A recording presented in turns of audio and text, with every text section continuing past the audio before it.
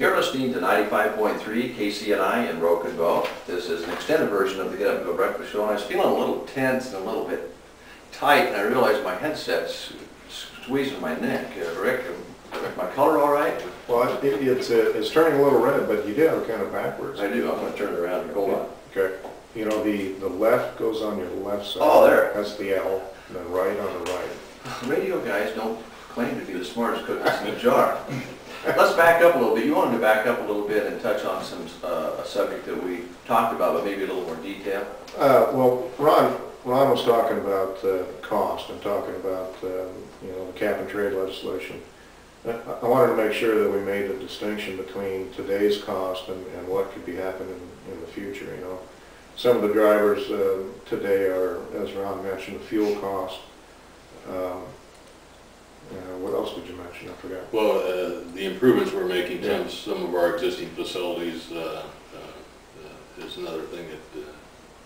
Right, so, you know, that's kind of some of today's drivers. And I don't know, Ron, is there anything else, some off-system sales?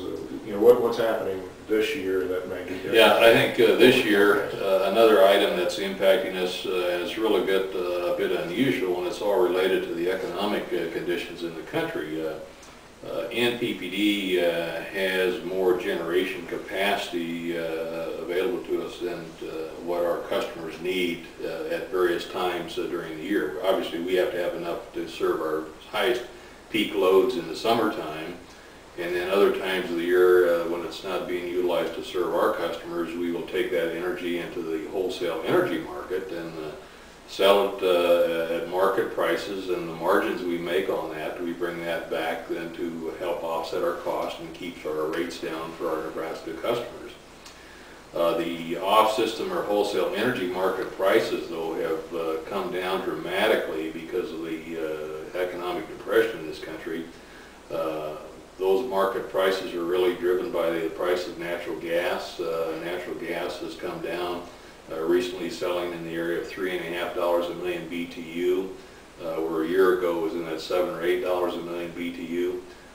So when the wholesale energy market prices have fallen in response to the decline in natural gas prices, we're still selling the energy out in the marketplace that we expected, but the price that we're getting for it is much, much less, and obviously then we're not earning the margins that we had expected.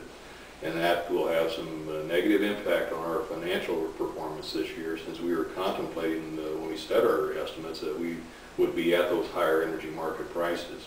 And we don't know how soon that might recover. It depends on how fast the economy recovers. The other area that I have some concern about right now is just our peak loads here for our Nebraska customers.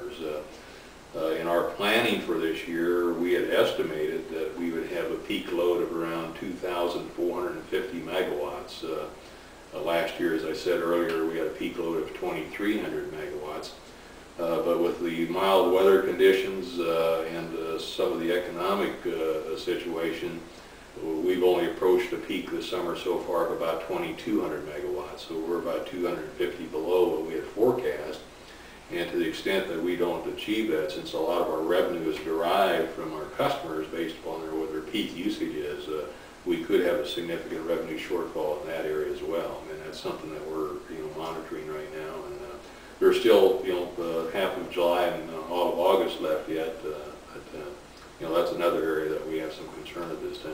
Yeah, I can see farmers out there right now listening saying, so they're going to blame the next rate increase on me, and that's not necessarily true. You know, irrigation makes up some part of that peak load, but what we try to do with the load shifting program is try to get that off peak anyway. But there's more that goes into that peak than just irrigation. There's industry in the east. There's air conditioning load, which there hasn't been a whole lot of. So. Which usually is huge. I mean, this time of year, as you mentioned, Ron.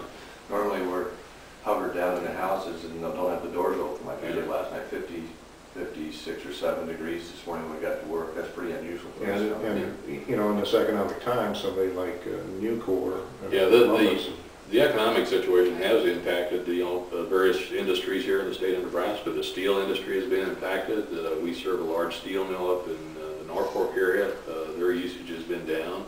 There are a number of manufacturers in the state that are tied to the auto industry that supply parts. Their usage is down because of the issues going on in the auto industry. And so we're seeing, you know, it's really across the board. It's not any one particular area of our customer base that we've seen the usage fall. It's you know, across. Pretty general then. Yeah, and ethanol plants fall in the same category. You know, there's 3 or 4 that are idle, maybe coming back here. You know, And it's slowed way down from what it was. So just to, you know, alleviate that concern, though, it's just not the irrigators out there that are, All right. you know, just because it's raining, you know, it isn't really causing us problems. So it's more general from NPP standpoint.